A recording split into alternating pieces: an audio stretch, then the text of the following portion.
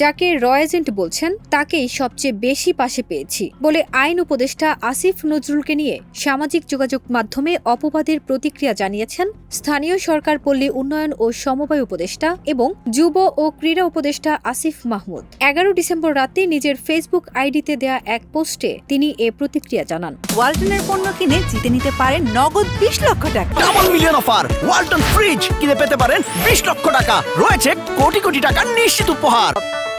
আসিফ নজরুলের ভূমিকা তুলে ধরে পোস্টে আসিফ মাহমুদ লিখেছেন, যাকে র এজেন্ট বলছেন ২০১৯ সাল থেকে আগ্রাসন বিরোধী লড়াইয়ে সুশীল সমাজ কিংবা শিক্ষকদের মধ্যে তাকেই সবচেয়ে বেশি পাশে পেয়েছি আমরা। এনআরসি, সিইএ বিরোধী আন্দোলন, আবরার ফাহাদ হত্যার প্রতিবাদে আন্দোলন, আগ্রাসন বিরোধী কর্মসূচি থেকে যখন জেলে গেলাম সবসময় আসিফ স্যার আমাদের পাশে দাঁড়িয়েছেন।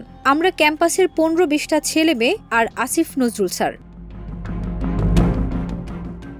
তিনি আরও লেখেন, সমালোচনারও কিছু ম্যানার থাকা দরকার, যেটাকে গঠনমূলক সমালোচনা বলা হয়। এসব বিষয়ে কিছু বলতে চাইনি, কিন্তু র এজেন্ট বলার পর আর চুপ থাকা গেল না। অবশ্য আমাদের কনস্পিরেন্সি থিওরিতে আমাদের আন্দোলনও র পরিচালিত ছিল, যে আন্দোলনে পরবর্তীতে ফ্যাসিস্ট হাসিনার পতন হলো।